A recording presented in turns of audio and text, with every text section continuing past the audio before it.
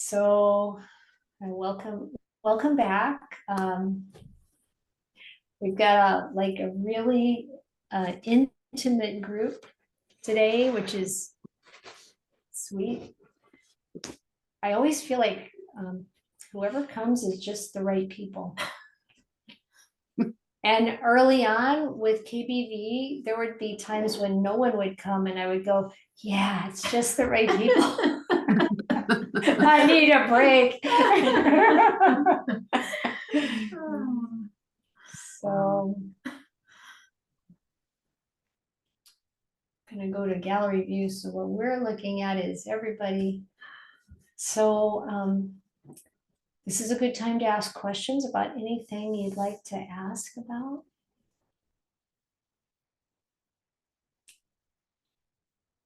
It's better than guided meditation right after a meal because everybody just wants to stretch out. Nod off. I have a question. Okay, Elizabeth.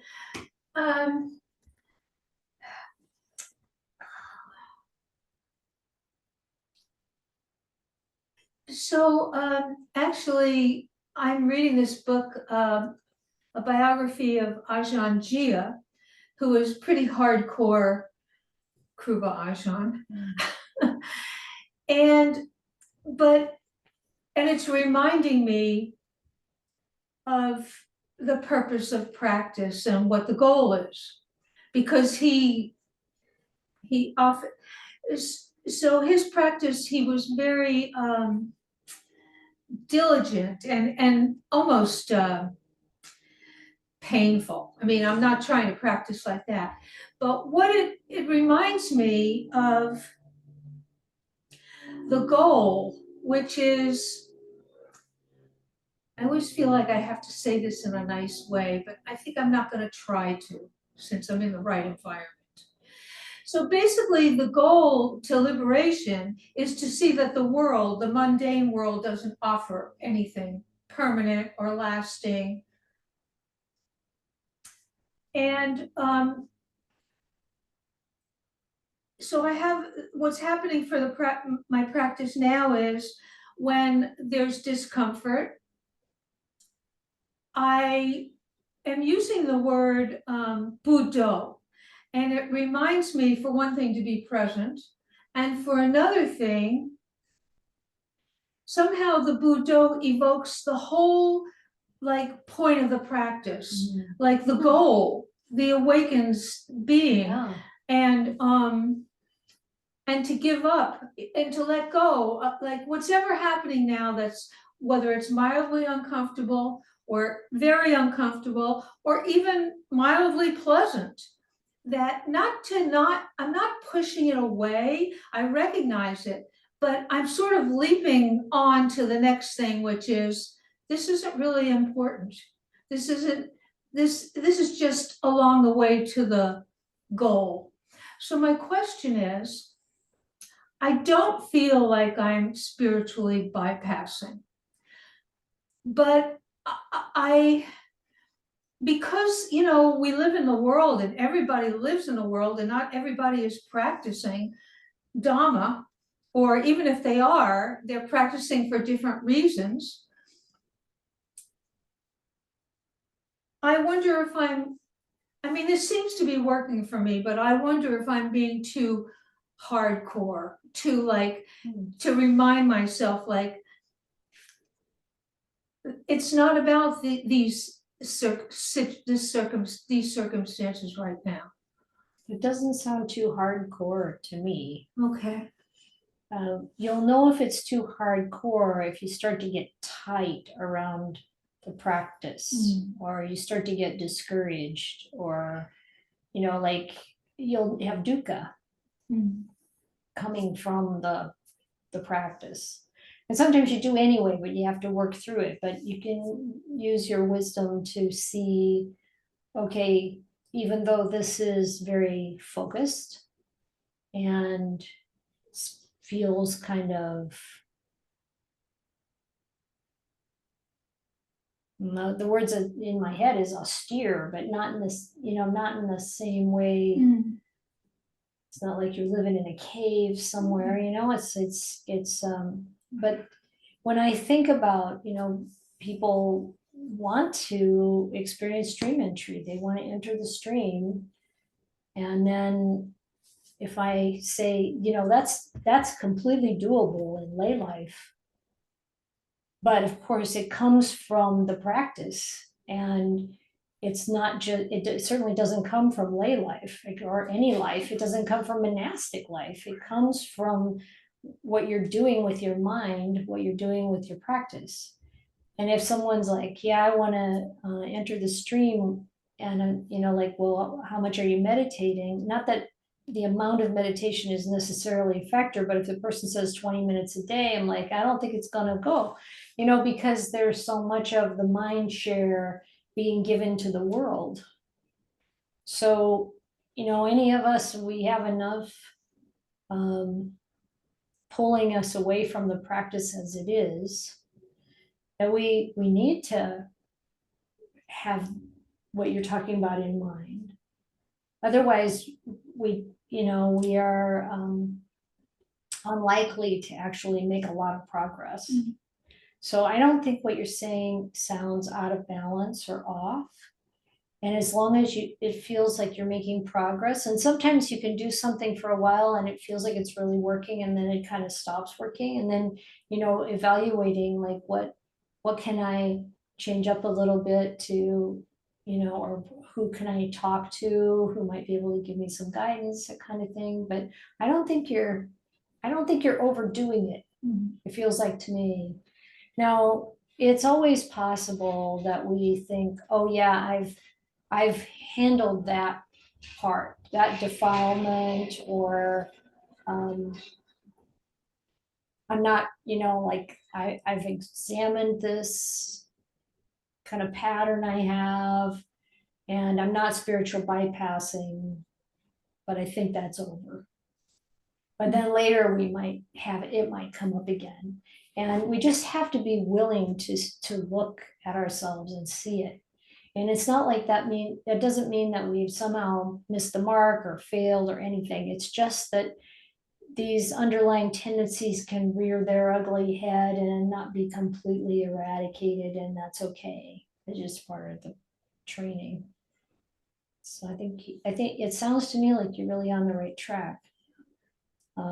You know, and if the Dhamma comes up for us again and again, morning, noon, and night, and we're trying to live and take care of the responsibilities that we have and live our life in that light with that consideration in mind, then we're going to make progress.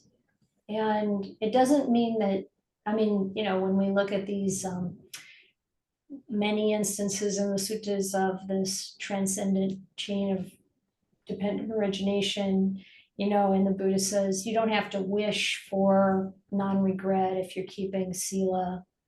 If you have good moral virtue, you're going to have non-regret, you know, and how it's natural, you know, like, and it is true.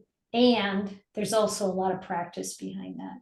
So when you're using Bhutto, it's having the goal of an awakening come up makes total sense. That's what Bhutto means. And during the Vasa, I was frequently doing walking meditation, and I'm using Bhutto.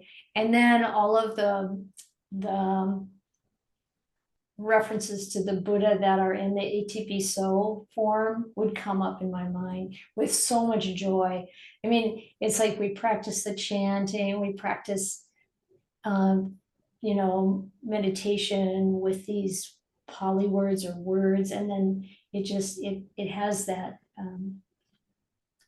because of that practice, it has that potential of just arising in the heart.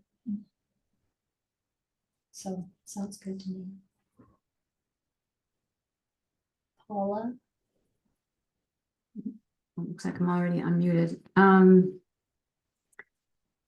So as I said in the introduction, I'm taking a deeper dive with Anapanasati, and I'm have questions around that. And it's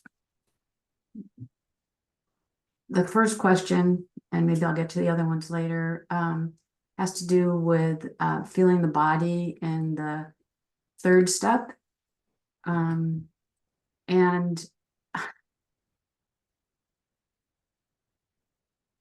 Bhikkhu Analayo kind of describes it a little bit as an energy body, Mhm. and encourages us to connect to it that way. And I'm realizing that I am pretty clueless Mhm.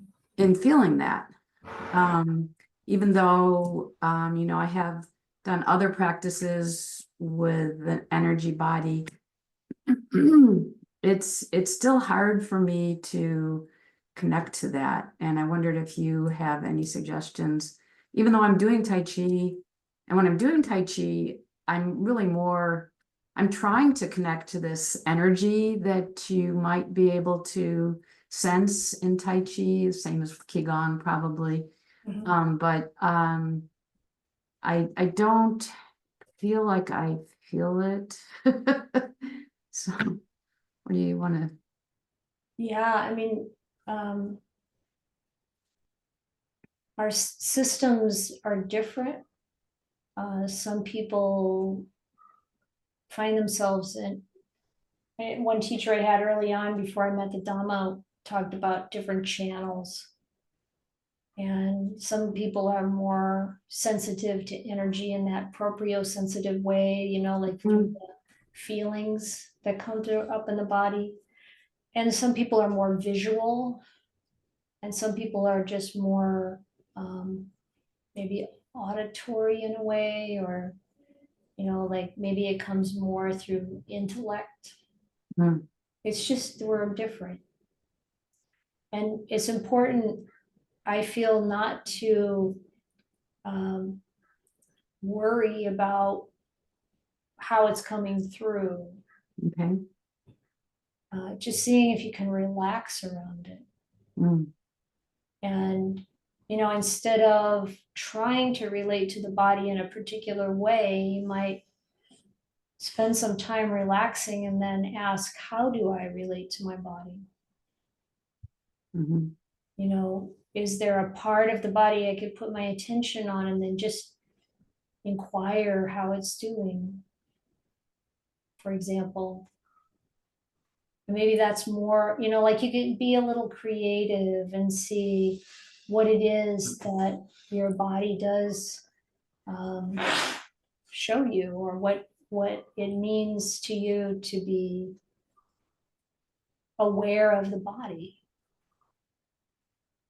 What about like sometimes, I mean, this is not just for meditation, but obviously, we're encouraged to feel our emotions in our body. Mhm. And I would probably say that there are times when I can do that. Mhm. Is that kind of an energy? Yes, Okay. absolutely. One of the most important ways, because it's so valuable to work with those emotions. And really, that's one of the primary ways of working with dukkha. Like when we feel bad, like even in the language, we have all these idioms or expressions that talk about the way we feel when we have certain emotions, or what part of the body gets affected. And you feel something in your gut, Mhm. like you feel it in the gut, and that's how you know what to do. It's a gut feeling. Well, that's because there is a relationship there, heartfelt things, there's Yeah. something there. And so just being present with that, maybe practicing a little bit. I was poking around in Insight Timer with different guided meditations. Boy, nowadays they have all kinds of stuff in there. And I wasn't getting very adventurous, but I did find a loving kindness meditation that was kind of cool by this Scottish woman.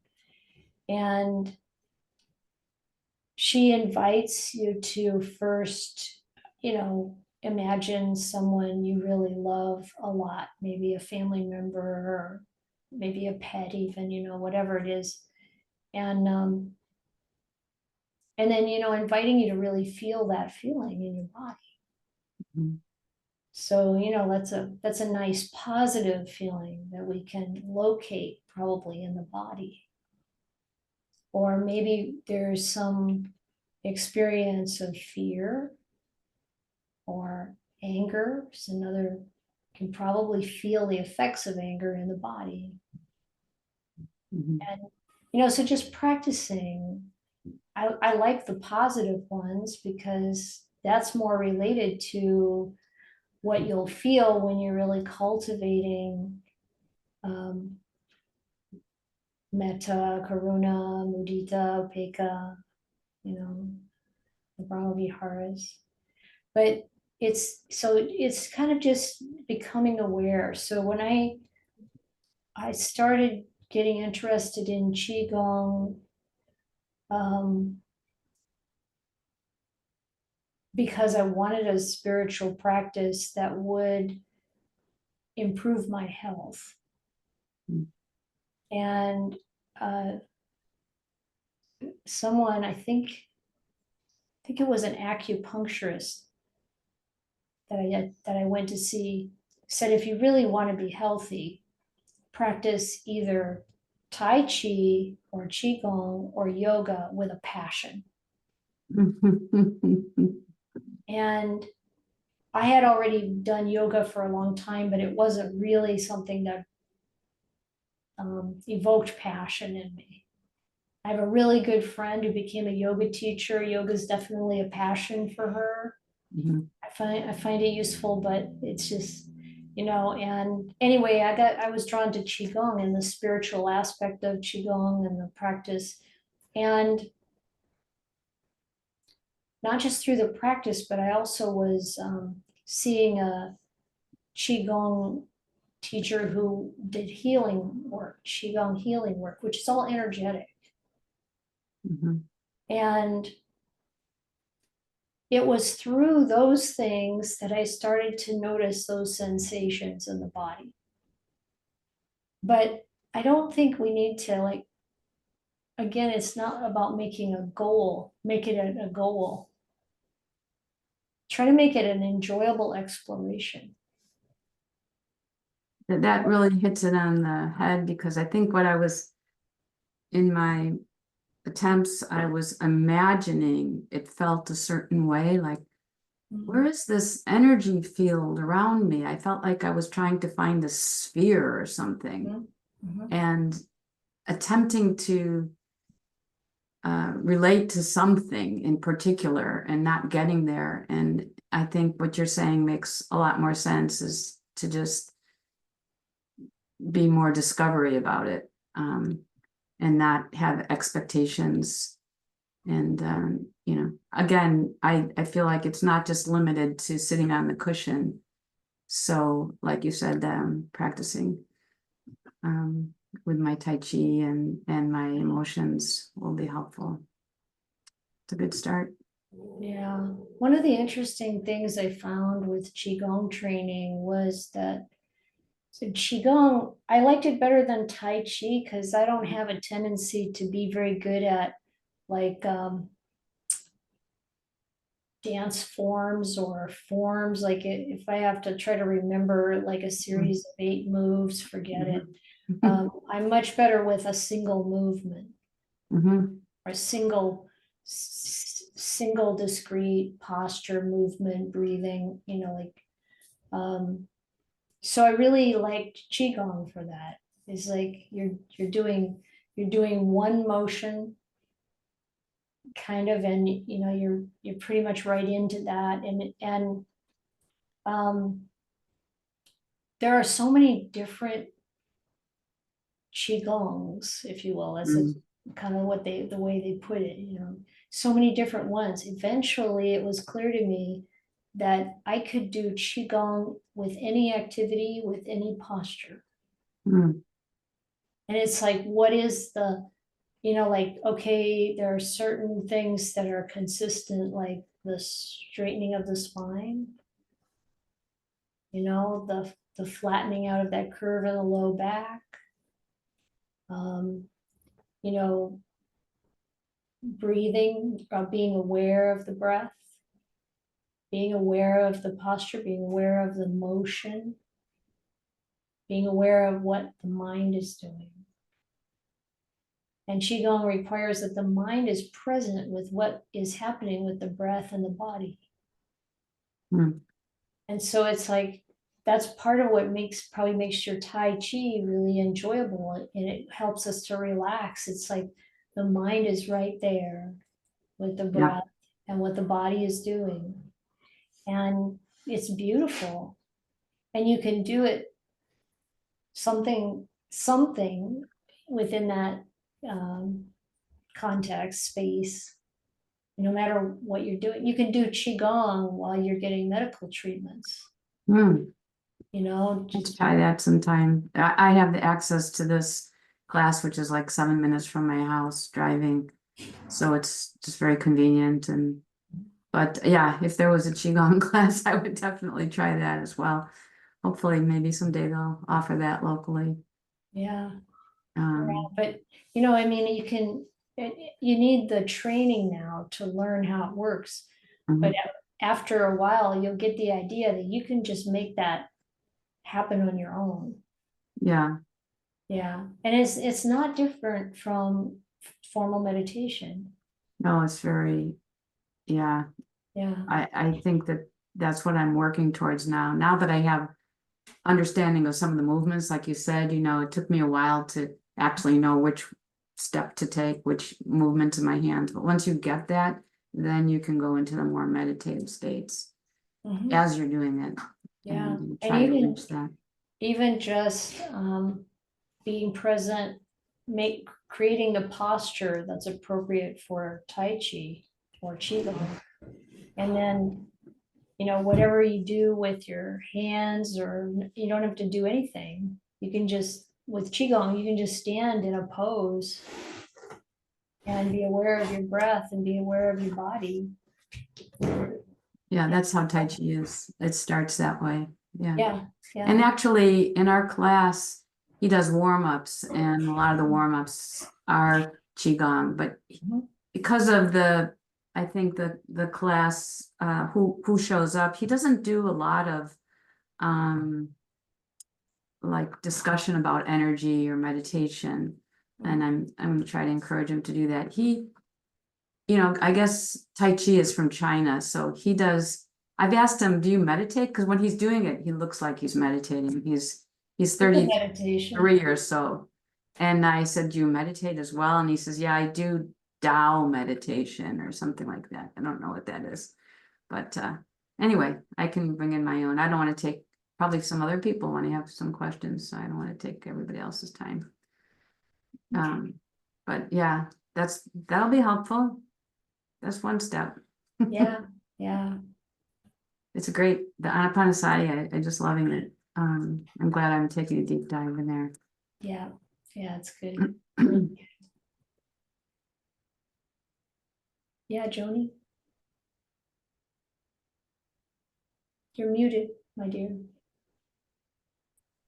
Thank you. It's around I guess the breath or body object versus mind objects. So a lot of my practice has been with mind object as a calming of the mind, and then that helps me calm the body because I have a lot of physical pain. So if I go to body as the object, then it's really hard for me to relax. And if I And so if I use mind object instead, then I can get into a more relaxed body state and deeper mindfulness. So I just wanted to, I guess,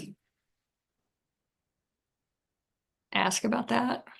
So what are you doing when you're using a mind object? What is the object and how are you doing it? Sometimes it's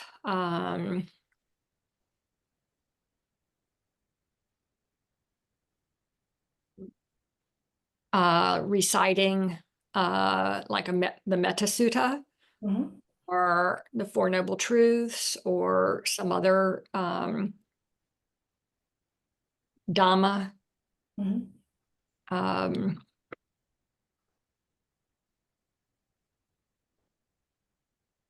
The Sila, those types of things. Other times it's For like the 5 precepts, you mean?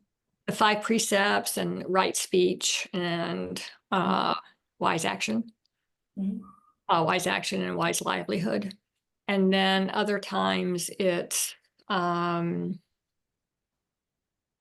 the khandhas. Mhm. I think that those are the main ones. Yeah, all of those. I mean, it's a kind of similar to chanting in a way, you know, like this recitation. This is very ancient, proven beneficial practice. The Buddha really encouraged memorizing passages or whatever, just like you're describing, and then reciting. And chanting has a bit more, it depends on how you do it, but chanting has a bit more maybe rhythm or whatever, but it's the same idea. And it's an excellent way to calm the mind. I don't think of it as a mind object, but it is true, it falls into that category. But you know, it's like that is an excellent approach. And the same with just using one word like Buddho, or you know, whatever is helpful to become calm, and the body does become calm. Yes. And these things, when we practice them and we experience calming, that the body and mind become calm, then as we use it over and over again, it sets up this expectation in the body and mind, and you're already halfway there by the time you start, practically, you know. And so it's really valuable.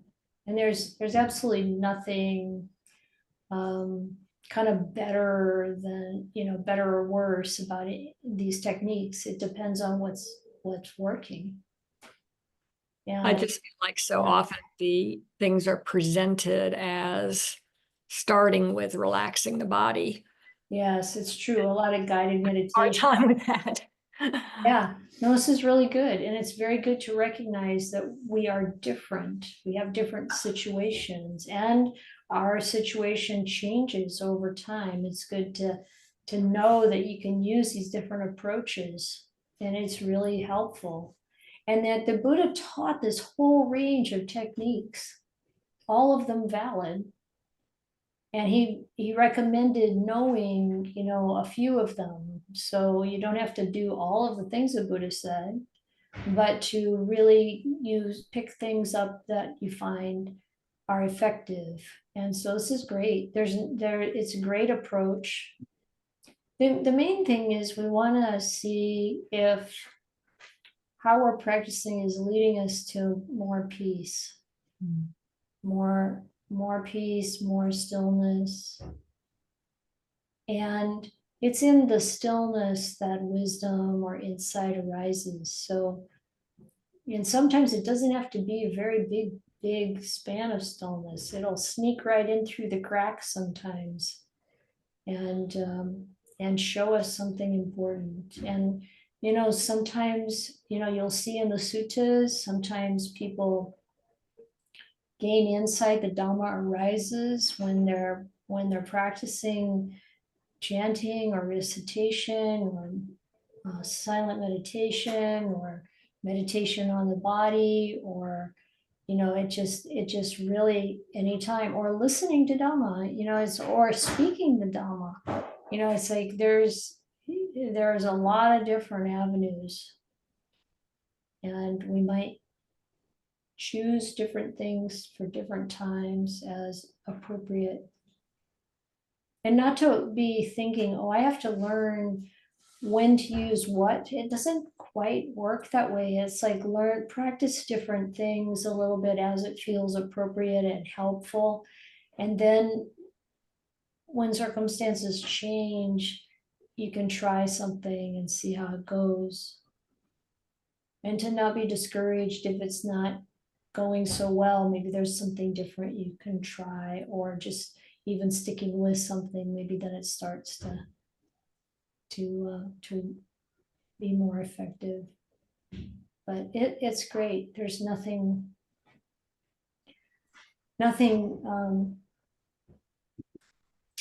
magical about the most common approach.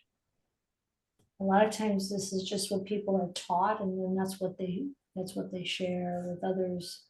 And there can also be real trends in the Dhamma world, and you don't necessarily have to pick them up. Thank you.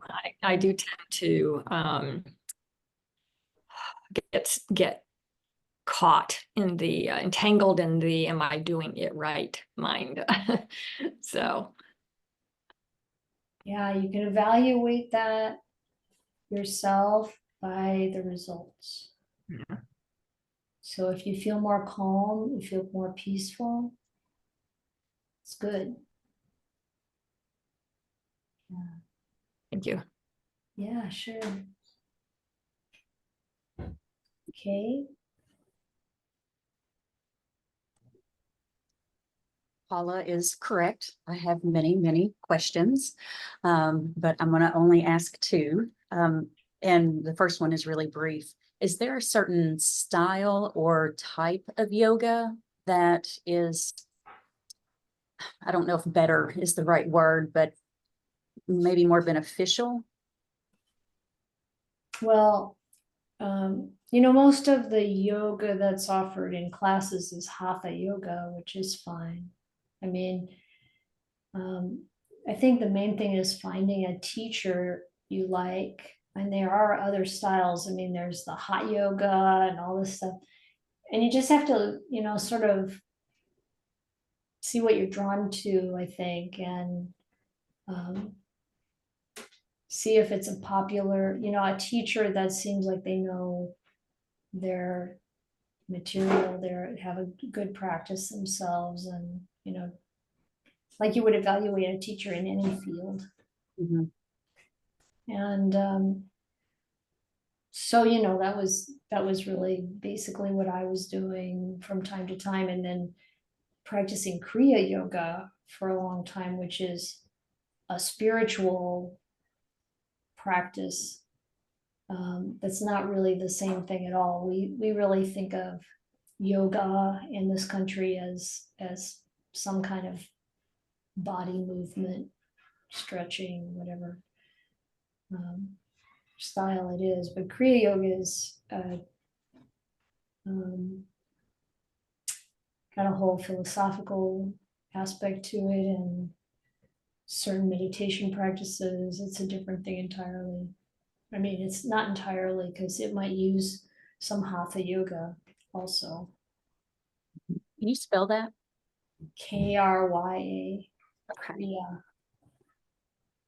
But yeah, it's that was just what I happened upon before I met up with the Dhamma.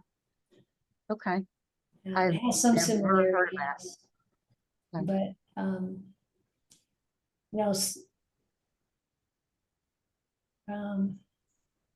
the Dhamma really is much clearer in my experience. Mhm. So it depends on the person and their karma, you know, like what's really going to be good for them. But in terms of the the yoga that I was referring to, that if you practice that with a passion for your health, that's the hatha yoga, really. Okay. Yeah, I don't know much about the different strains of that or the different teachers and their the way that they focus the practice. Ayya, do you have anything you could offer around yoga? Do you like the hot yoga? I know. Yeah, I find it more exercise than It's spiritual. more like exercise. And that's what's available around here. That's the only type of yoga that I've had experience with. And there were aspects of yoga, probably more the meditative parts that I really gravitated towards, Mhm. less than the exercise or, perfect form type of focus that always seemed to be in the classes that I took. So I'm going to check out Kriya. Is that am I hearing you say that correctly? Kriya yoga. I don't know. I'm hesitant to really recommend that because I think the Buddhist Dhamma is better. Okay. I've been looking to incorporate some type of body practice. Yeah, that's not the way to go. I Okay. think if you find a hatha yoga class, that would be better, or Tai Chi or Qigong. Okay. I actually, well, yeah, again, we're all individuals. We might have different things that work for us. Qigong is really great in my experience, but it's me. Okay. Yeah. And the other question that I had, is it okay if I ask a second question? Yes. Okay. So I've recently made a stronger commitment to my daily practice because it just feels like I'm at that point to where it's a good time to just mature more in what I've been doing. And I noticed as soon as, at least it felt like, as soon as I made that commitment, the shame and doubt just shot right back up in my mind. And I find myself using a little meta jingle that I kind of sing in my head all the time. And now when the shame and doubt thoughts are arising, if they are ones that I am routinely having to address, if it's something new, I feel like I need to explore that. I need to look more and investigate more into that. But for the things that just seem to be an old record that won't stop, I'm using that meta jingle. I'm noticing that is just kind of automatically arising in my mind. And I'm having trouble discerning between, okay, is that wise? Is that a wise way of dealing with it? Or am I just jumping into avoidance? Can you speak to that? Like you said, it's a well-known pattern, a habit. Mm-hmm. And I think you're using this. I imagine the meta jingle is a very positive message, and it's true. Mm-hmm. And you're using that as a kind of replacement, which is one of the techniques, of course, that's used in psychology, but it was also taught by the Buddha. And I think that's perfectly valid, and just see how well it works. Okay. And look at the results. But I think the fact that it kind of comes up automatically, obviously you're creating a new positive pattern. And that's a good thing. Okay. Yeah. All right. Thank you very much. You're welcome.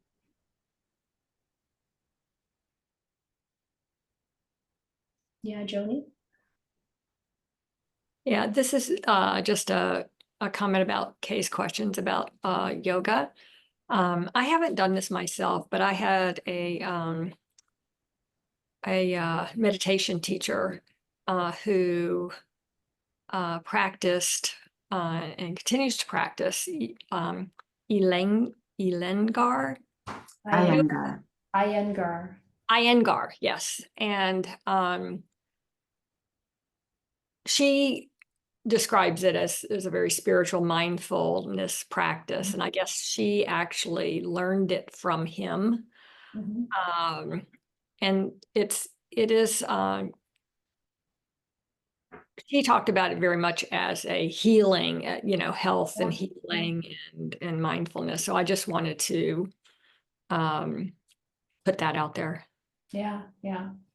And I don't know enough about all the different um, schools, if you will, trends, threads, lineages, but Iyengar is, of course, very well known, significant yoga master who passed on his knowledge to various teachers, and as far as I know, and I think is very highly recommended. And I've taken classes from people who practice in that way, who teach in that way. So I think to me, I put it in the Hatha yoga category, but I don't really know for sure how that all fits together. But yeah, here we go.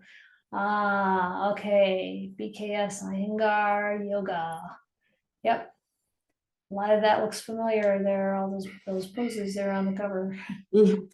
Yeah, I did take a yoga instructor's class, and I got deep into yoga for a while. It kind of led me into my spirituality, actually. Mhm. And I think Iyengar is like one pose, and then you do another pose, where Hatha yoga is more like a flowing. It's not the same as there's another one that's even more flowy than Hatha. But in this book, he talks about, like, if you've got such and such a problem, do this pose. So it's very health related. Right. But I think there's definitely a spiritual component. Oh, yeah. It's not necessarily Buddhist, though. I think it's more Hindu. Yeah. Um, Yeah. Well, that's the Kriya yoga too. It's very close to Hinduism. so that's, Yeah. Yeah. Right. Thank you all so much. Sure.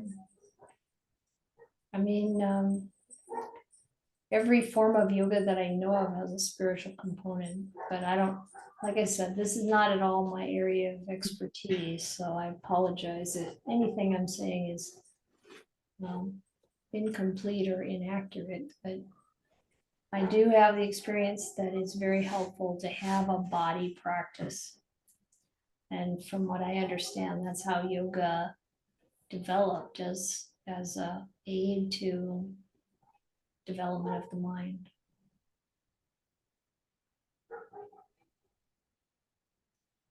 Paula? okay. Next question for me. In this class that I'm taking, which is Bhikkhu Analayo's method of, and I understand, and he says numerous times that this is just the way I see it. And when you're in the class, they really encourage you to do his method. And I'm thinking back to a time when, even though I am definitely following his method now, so that I can, and I may, after it's all over, adjust. But I'm wondering, I thought at one point in time you said that it's really not necessary to, like, start at step 1 and go to step 16 all in one meditation sitting. So I'm curious about that again, and specifically because there's times when I can't achieve the joy that is that step, and actually I'm understanding it a lot better now. I used to think that you had to have PT to be in that step, and like have like just really rapturous feelings, and that is not at all what he's saying, Right. at least in his book. His description of that step. There's times when I'm not feeling very good. Yeah. A lot of times. Yeah. And it's a real struggle to, even consider getting to that step, and then I feel like I'm a failure and I can't go to continue on to the next steps. And I couldn't even finish my homework this week. So I'm just wondering what your take on that is, just, and what you would recommend as I'm going to continue to follow and listen to his guided meditations and do the best I can, but how do you approach that? Yeah, so I also took Bhante Analayo's, well, I was on a Satipatthana retreat of his, and read two of his books about it. And yes, and I think it's really important that you dive in and do what he's telling you. At first, you learn the 16 steps and you follow them in order, and you're developing a foundation. And that is important, to develop that foundation.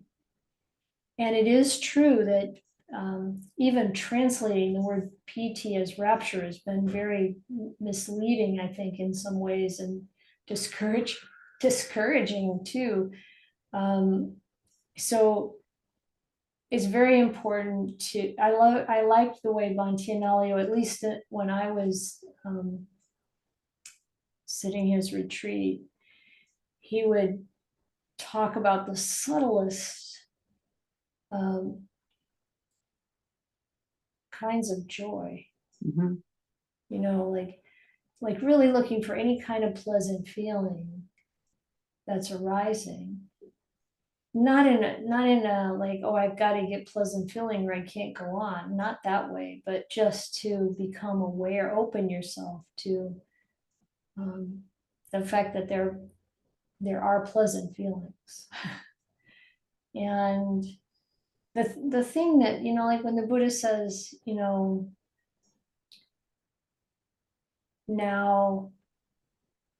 in that third step, let your awareness be of the whole body. It's like, it's an invitation to open up to more of the felt experience of the body. Mm-hmm. But it's not this is what it takes to fulfill this step, and if you don't get this, you failed. Oh, we're giving you a D+. It's not. No, it's like, no, just watching that tendency that we have, that conditioning to achieve and kind of critically evaluate and feel bad about it, because this really is an exploration. So I think this, what's coming to my mind right now is that idea of beginner's mind. I think this is why beginner's mind is so helpful. Can we come to this like it was when we were a child, learning about the world? There's no penalty for not seeing something, not feeling something, not knowing something. Instead, it's like, well, how can I know these things at this point? Let's just open up to it, and see what's there. And if we come with that kind of attitude, instead of every time we try to get somewhere with the practice, it's kind of a funny thing, right? We have these intentions that are good intentions to awaken. We have these adhitanas, these resolve that we make to put in a certain amount of time or energy or practice or focus. But as soon as we try to become goal-oriented and harsh with ourselves and punitive or negative or putting ourselves down or whatever, it just stalls. And there's a kind of re-traumatizing sometimes even, so just encouraging this body-mind system to relax, to attend, like being mindfully aware, And the more I think kind of wonder and curiosity we can bring to it, the better. And see what happens. Because, you know, when insight arises, it's what we don't expect. We can't make a goal of having insight arise. Mm.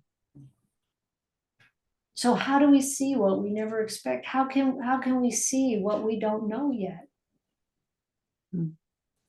You know, it's through opening and relaxing and being willing to just look and not push. So yeah, I'm so glad you're kind of picking that up. It's like, yeah, it's an exploration. You're on a treasure hunt here. I like that. That's good. And yeah, just really see what's beneficial, what makes you happy in the practice, and what really feels good in that good spiritual way. Good. It's not good like a good meal or a good sleep. It's good in that wellspring of the heart.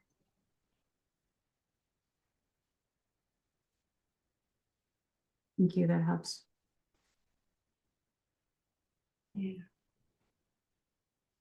And there's no one who has a consistent, steady upward gain of these things. It's up, it's down, it's up, it's down.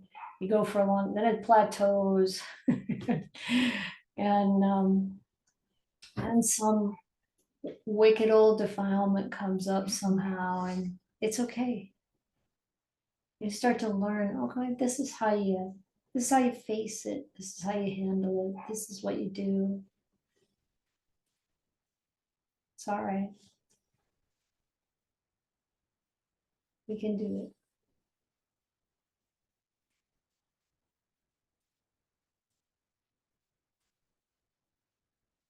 Thank you.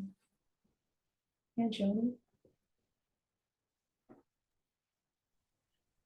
What you were talking about, it reminded me of this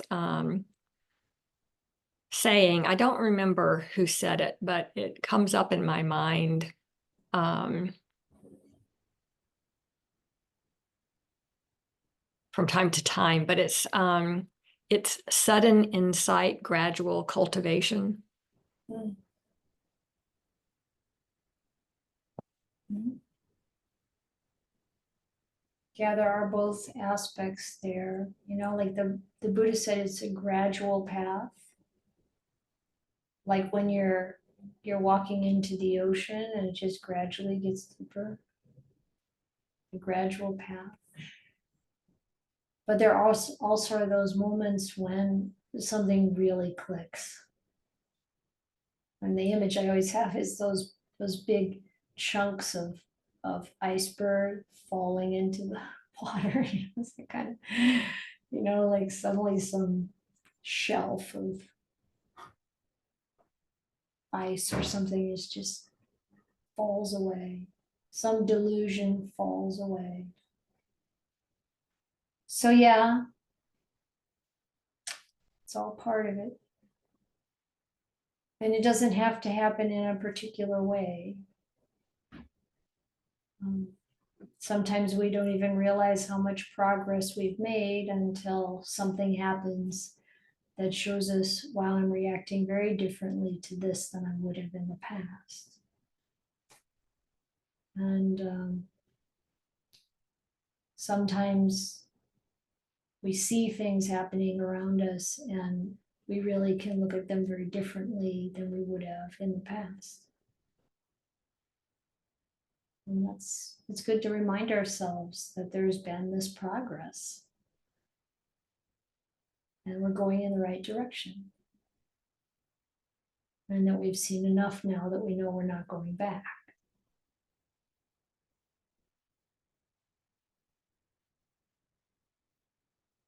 And then as long as we're going in the right direction, and keeping precepts and refining that, practicing the divine abidings, Brahma Viharas, and so on, we're going to wake up. If we're practicing the Noble Eightfold Path, we're going to wake up. No two ways about it.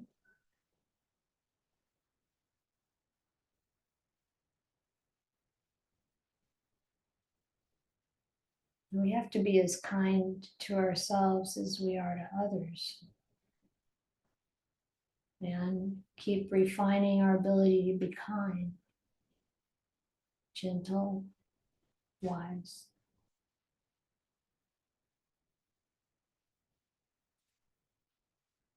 But not at all as in a harsh way with ourselves or anyone else. I mean, whenever harshness comes, because this stuff comes up because all of our conditioning, whatever those patterns are, that have been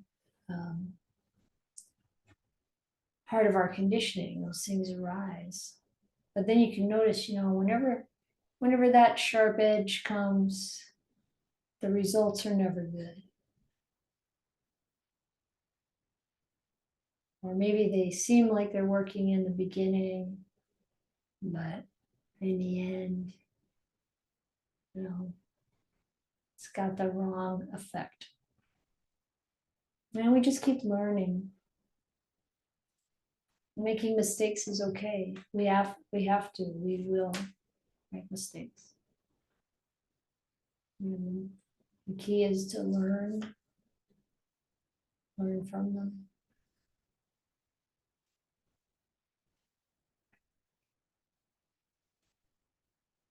I mean, you're all doing a good job. You work hard.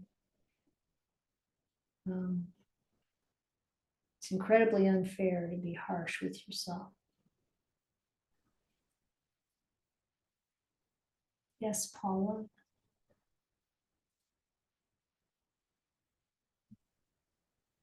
I feel so fortunate to be able to ask you so many questions. So I did think of a couple more. Okay. Oh, am I on? Yeah, Yeah. I'm on. Okay, so I've been noticing in reflection that I have some ingrained kind of conditions, habits, and thought processes that I can't seem to shake off. I remember you mentioning this one time. I don't remember exactly when, about how you noticed something that you had and you just couldn't get rid of this. So to be specific, lately I've been noticing that I have a huge amount of perfectionism going on, more than I've had in my life. Like, I just have to make that capital letter, or just all kinds of places. And I don't think it's that healthy. So that's one thing. I don't know. I mean, sometimes it's okay to be exact and all and do things right. And other times I think it gets to be excessive. And the other thing is I've really noticed now that I'm aging, I have a huge amount of attention to my appearance and my body as it's changing, and I can't shake it. I can't stop it. I know, like, I want my appearance and my body to be like it was. And I know that that's so unhealthy and I can't shake it. So, just wondering, you can speak to both of those or either of those, but that's where my mind has been lately. Right.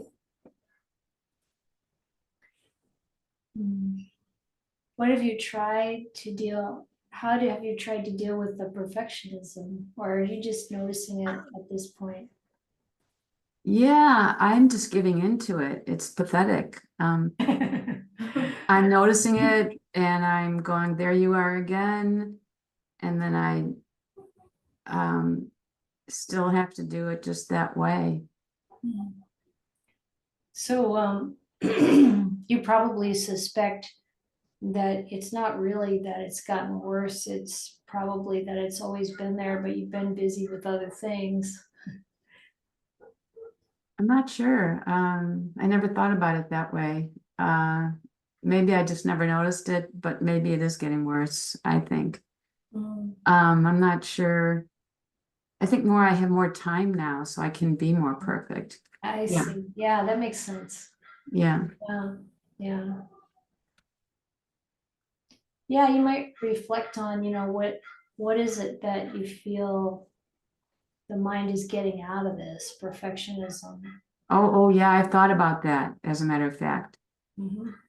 And it has to do with the body too, the appearance of the body. It's an attempt to control the uncontrollable.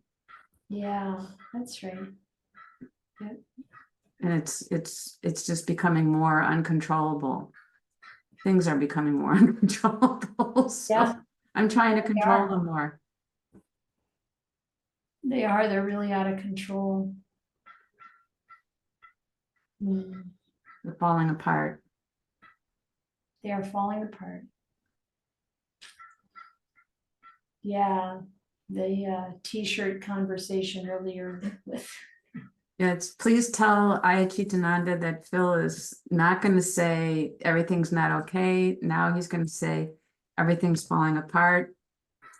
And he looked into making a shirt and it was like $80. So he's just going to take a permanent marker and put it on.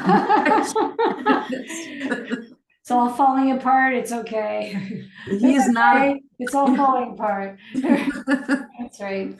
So let her know that she made an indelible impression on his mind today. Maybe we should teach him embroidery. He's not the perfectionist type. He's okay. the opposite of me.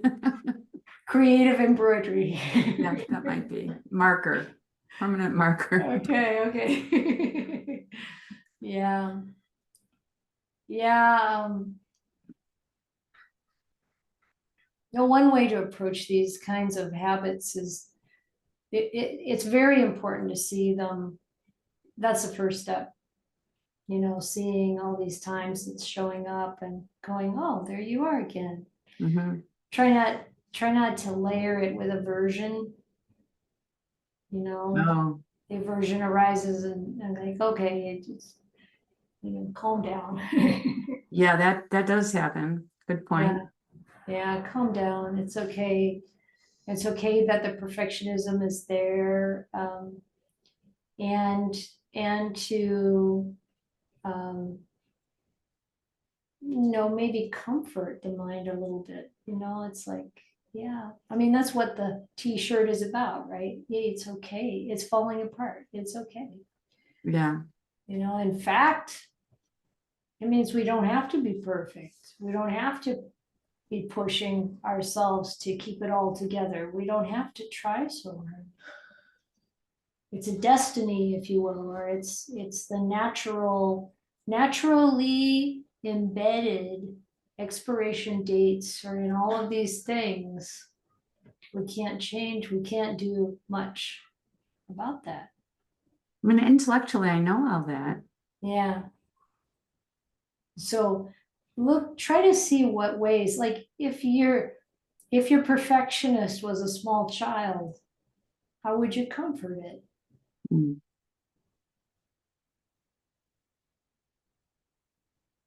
If your perfectionist was your grandchild, how would you comfort it? Yeah.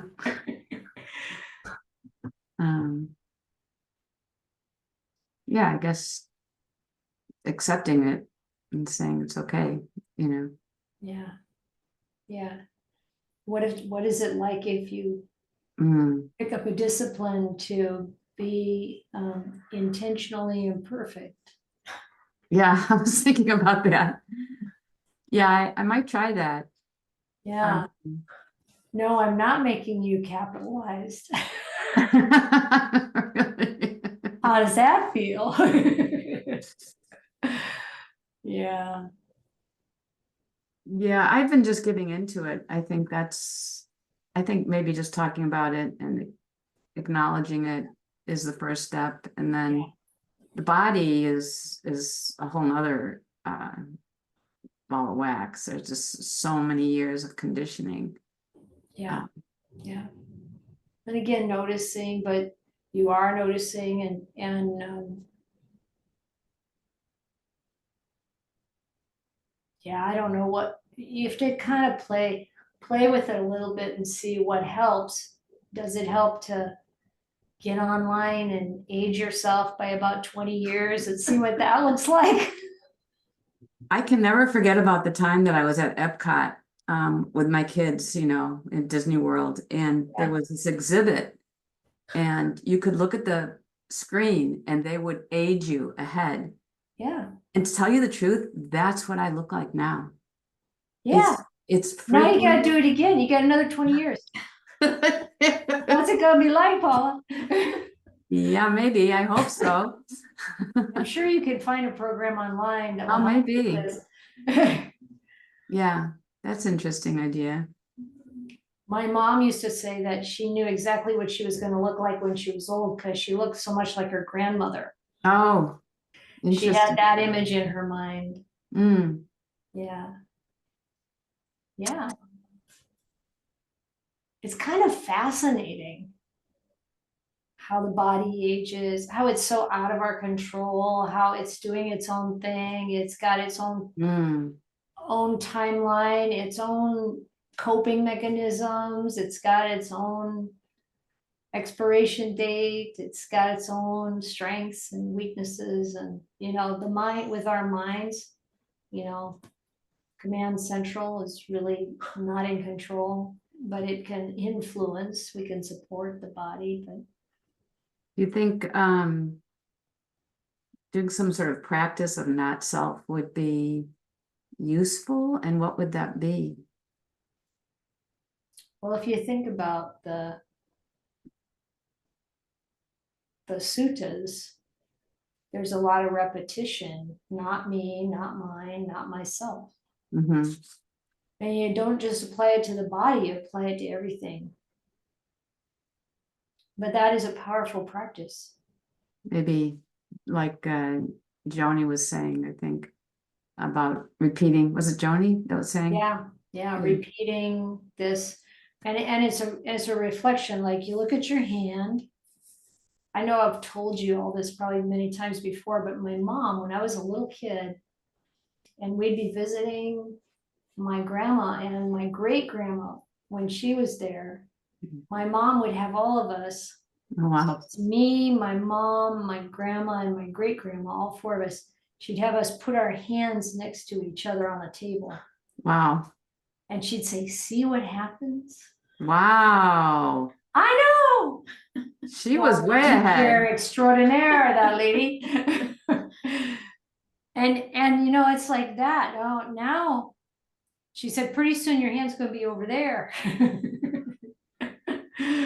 And it is. Yeah, absolutely. I don't even have little children in my life anymore. The youngest one's 13. Yeah. We're gonna have to hang around a long time before there's a next generation, and I don't know. But think about it. And the more we bring the mind to facing the reality and how it doesn't matter. And one of the things that was going on for me when I was younger, especially I was working in high tech, single mom, kids growing up, hitting the teens, a lot of stress, and I got boils. I had like one on my neck and on my cheek and like different places. And then I went to a doctor and they said they could, oh gosh, I don't know what they injected it with, but at one point he said, then later there'll be a divot there. And all the divots are there. And I go, oh, I must have had a boil there. And at the time I thought, well, that doesn't sound very good, but by the time that happens, I'm not going to care. And that's about it. It's like, so what? There's wrinkles, there's brown spots, there's all kinds of stuff. It doesn't matter. Who cares? You look at this body and it's like, well, there's an old lady. No one else has a problem with the back bowing and the, no. Doesn't matter. There's kind of an endearing quality to it. Yeah. All you need to do is be a sweet old lady. That's my sister. I've never been sweet, but I work on it. No, you're sweet. Don't give me that. We've seen the sweet side. I hope so. All right. Well, thank you. Yeah. That's very helpful. I'm glad I got to ask all these questions because they've been really digging in on me lately. Yeah, sure. Thank you. I'm glad too. Yeah. Just join the sweet old ladies club. I like that. I'm gonna write that one downtown. This write down. Mm. Yeah.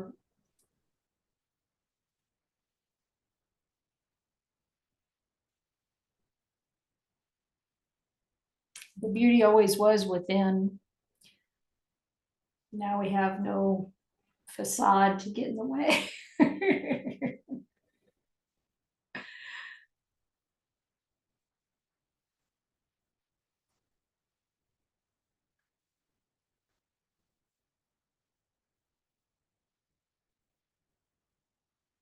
Anything else?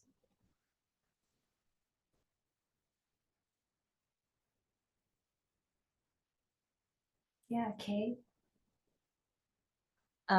Just a real quick one. You mentioned stream entry and made a comment about somebody who had an intention of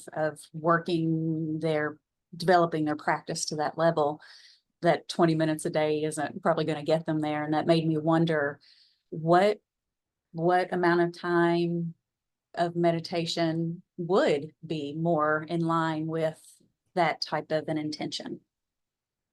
Yeah, I think it's gonna depend a lot on the person. And I'll say I really encourage practice to be continuous. But formal meditation, Ajahn Ganha says 2 hours a day is enough for a monastic. I think at least an hour a day for a layperson. But of course, again, it really varies depending on the person, you know, but I would really recommend that.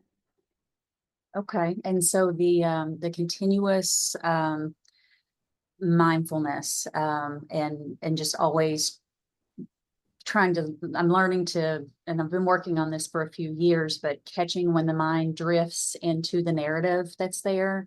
And that's kind of where the meta jingle developed out of. And that's something that now just kind of pops into my head and can pull me, it's like, oh yeah, I was lost in that train of thought. So with a formal meditation, and I just want to make sure I'm understanding this right, that can be sitting, walking, lying down, or standing up. Is that It can okay? be. The lying down meditation oftentimes it depends on the person. Some Mhm. people really benefit from lying down meditation and they don't get sleepy and lose their mindfulness. But for a lot of people, that doesn't work so well. That's sitting, but for some people, walking meditation is the thing that really helps them settle and yeah, for the mind to become peaceful, still,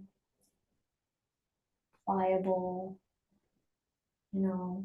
for the hindrances to go away, to be at bay.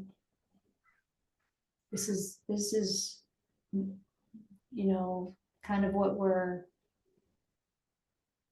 practicing towards or wanting to see emerge. And then, it's when I think about continuous practice, it's not just mindfulness, although mindfulness is very important, And mindfulness is needed to do the other kinds of practice, but it's kind of the stuff we've been talking about of noticing those 3 characteristics in everything. For example, like, yeah, you pick up your coffee cup and it's like, this too is not mine, it's impermanent. You know, really looking at the nature of the body, like, earlier someone was talking about the Body Worlds exhibit. Well, KBV had a field trip to Body Worlds not that long ago. And we've done that I've been to the exhibit a few times, I have the book, it's like those, whatever ways, it doesn't have to be kind of a scientific kind of image or understanding of the body, but the understanding of this constant change and unreliability, instability,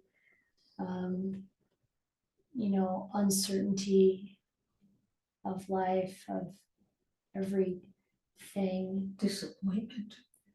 That there's a disappointment if we're clinging or identifying with it, attaching to it. Just reflection on it, all the things in your life and how you don't really own them. What do we own? These kinds of reflections are part of that continuous practice.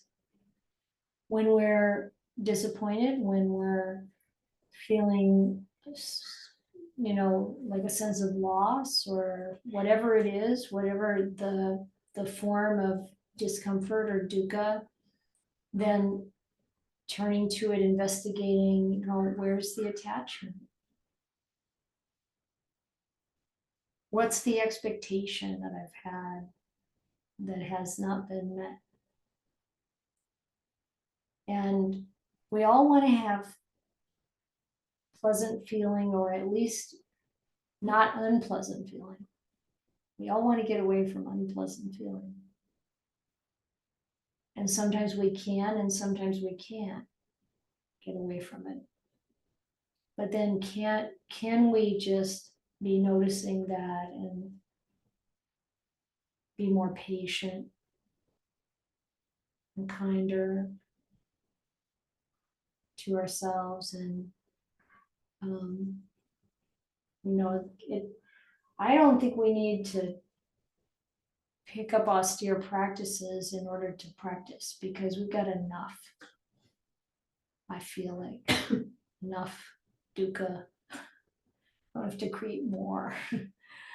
But to be present with the world, and present with reality the way it is, that's really the key. And we can apply the Dhamma to everything. Things that are happening in the world, the political situation, the crises that you see around the globe.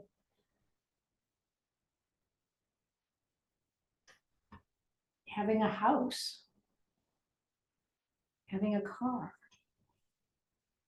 having a birthday, having children, having parents, and there's dukkha everywhere. And there's joy too, and there's happiness, and it's just really, really letting the mind tune into the fact that most things are outside our control. And we don't own any of it. We don't own the body.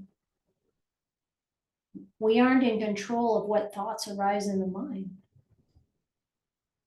But developing that ability to be mindful, that ability to be discerning, then we have this opportunity to change the course. So, this kind of, waking up thinking about the Dhamma, going to sleep thinking about the Dhamma, and thinking about it all day. I think you got this handled, Kate. That's continuous practice. I had not thought about it like that. Thank you very much.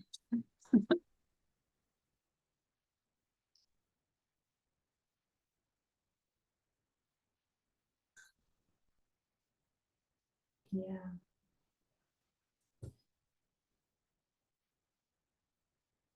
Yeah, Joni. I was, since this was a day of, a day long, sorry, in between when we were meeting, as I was taking my pills and my supplements and making my coffee and getting something to eat, I was noticing, and this has happened before, I feel like I recognized like the big attachments, in my life, so my daughter, it's, wanting to be healthy, it's, my house, the big things, the big attachments, pleasant and unpleasant, because attachments can be either way. But I was, as I was doing these more, I guess, mundane things, it struck me how even these small habits that I have, like I have habits of or patterns of like how I take my medications and my supplements, how I make my coffee, how I prepare or make the food that I eat. And they're sticky, these habits, these patterns, and they're mindless sticky, until I notice them. And then I guess I was just struck by the sense of stickiness, to them. And thinking, kind of reflecting on,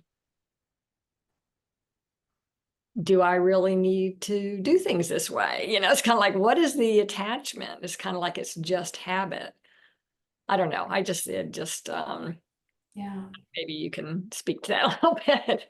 Well, there's certainly a certain comfort with routine.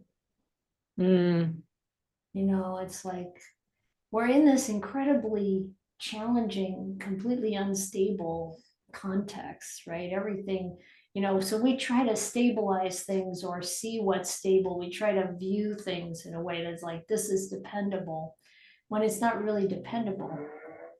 But doing something familiar and doing it the same way and having the things that you are used to and you find helpful available to us, this can all be a source of comfort. But it's good to notice that there's also a stickiness to it. What is it? Is it really about the fact that, well, we can't really count on these things? Or, like you said, like I'm doing it a certain way, but there's no real, kind of reason for it necessarily or whatever. So, well, we Well, want to try to, what? I was gonna say, I think that the stickiness is that I have a belief that it's better if I do, it works, or it's better if I do it this way. So there's like this dependency or this belief that I guess it's what you were saying. There's this belief that it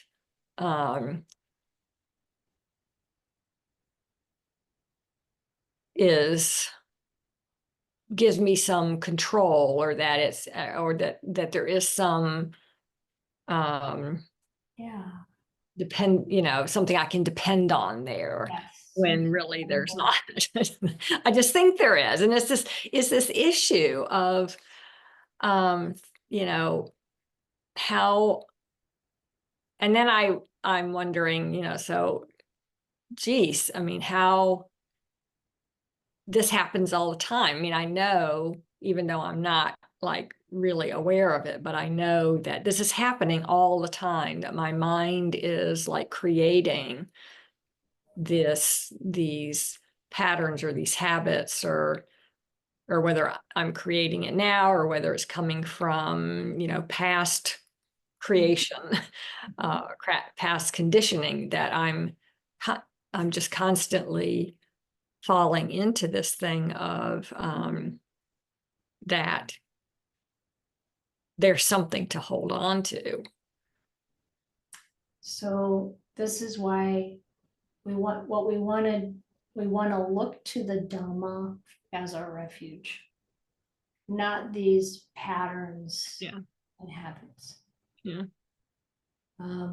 Not the things in our life, because all of it can be taken away immediately, one way or another. Yeah. But if we look to the Dhamma as a refuge, the Buddha Dhamma Sangha, and we start reflecting on, okay, how is it that that's a refuge for my mind? This mind that will continue once the body dies,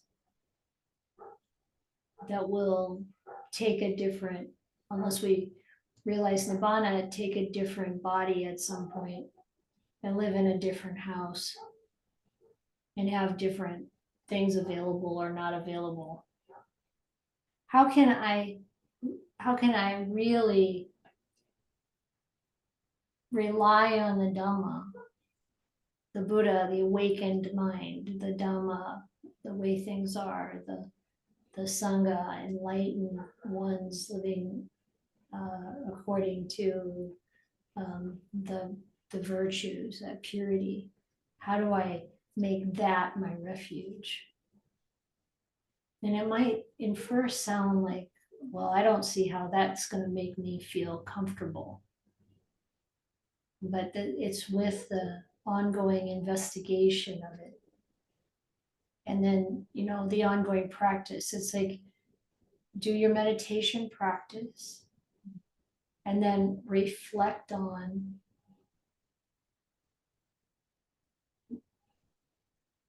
releasing or stepping a bit away from the habits. You can still do the things you're used to doing, but knowing that they're not reliable.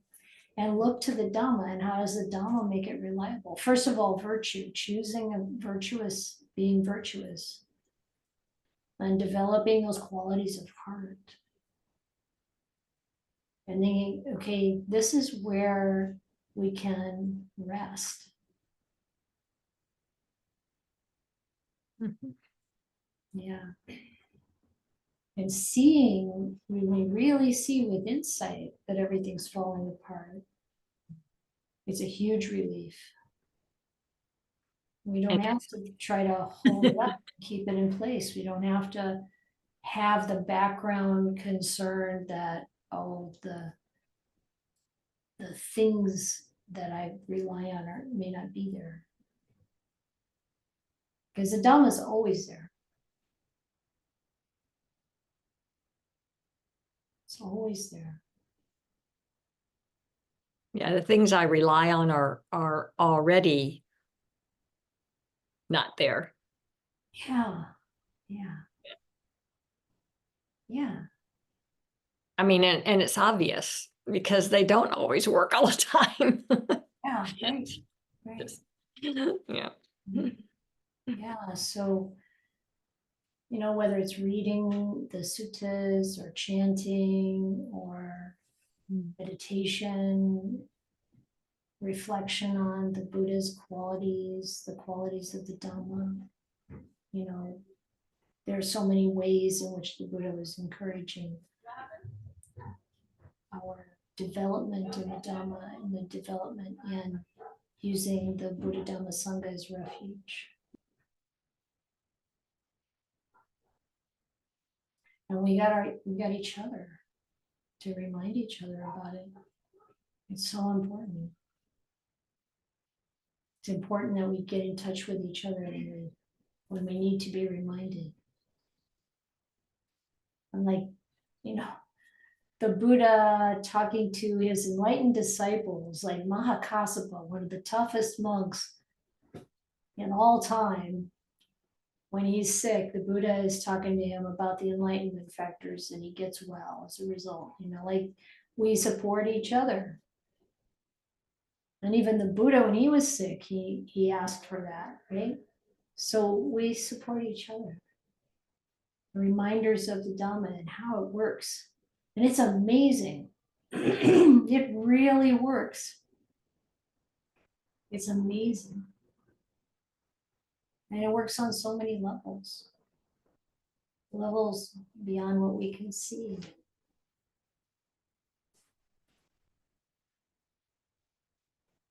Creating good karma.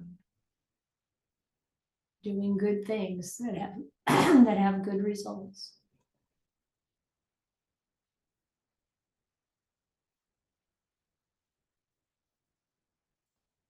Letting go of the sense of self.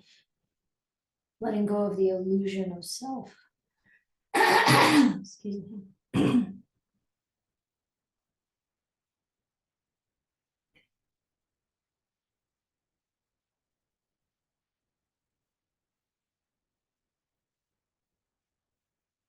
Yes, Paul.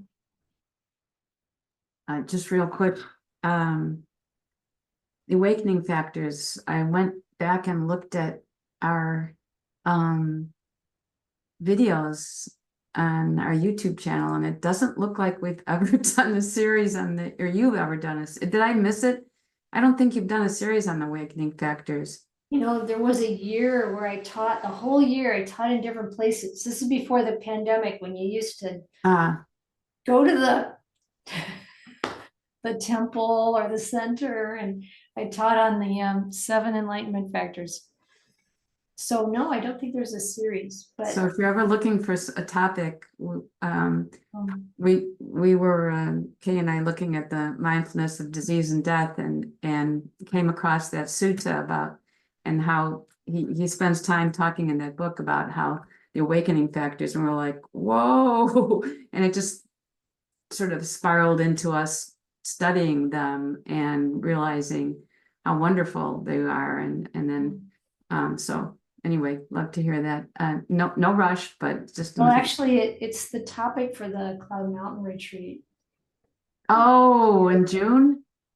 Oh, okay. I'm gonna use it there. I'm glad to hear that. Yeah, Maybe Kay will come out here. yeah, maybe. I've really been thinking about it, really have. Okay. Well, good to hear that. But it's I've been spending a lot of time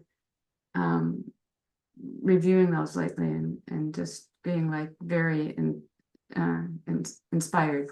Yeah, it's a wonderful list. It feels, I don't know if this is true, but it feels to me like, you know, the Buddha taught for 45 years. Mm. And it feels to me like the 7 factors of enlightenment are kind of the distilled down, okay, these are the basics, these are the absolute must-haves. Seven steps, 7, you know. Yeah. Excellent. Yeah, so there too, you know, like when we feel afraid, uncertain, threatened, doubtful, whatever, you know, like pick an awakening factor and put yourself into it. And see where it takes you. That's really good advice. Yeah.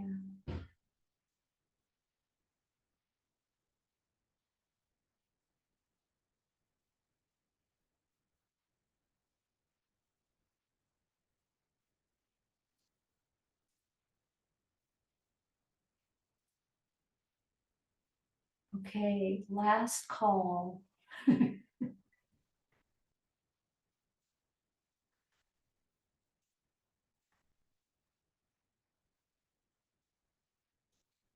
Thank you so much for the last 2 days. I was really feeling so crappy. I can't tell you. And I was thinking about calling you or talking to you, and I don't even feel like I need to anymore right now. So just to let you know, very appreciative. Thank you. I'm glad. Wonderful. Okay, I think I'll chant a blessing.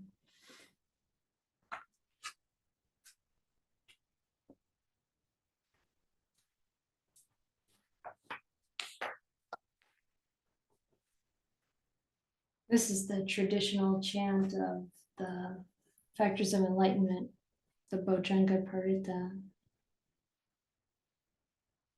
Bojjhango sati sankhato dhammana vichayo tata viryam piti pasadi bojjhanga chatata pare samadhu peka bojjhanga sate te sabadasina munina samadakata Pavita bahulikata Sangwatantiya vinyaya nibanaya jabodiya Etena sacha vajena sotite Hotu sabada ekasming samayenato Mogalana chakasapam Kilane dukite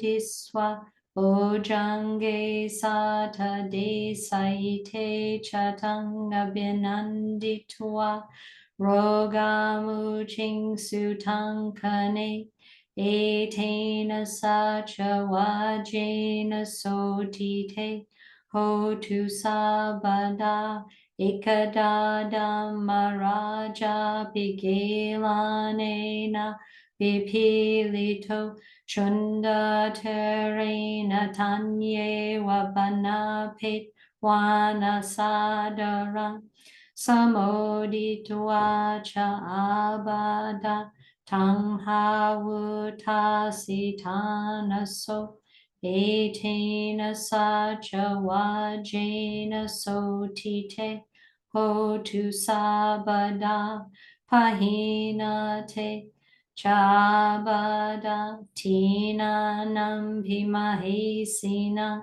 maga hatakile sawa patanupati dhammatang etena sacha vajena sotite hotu sabada.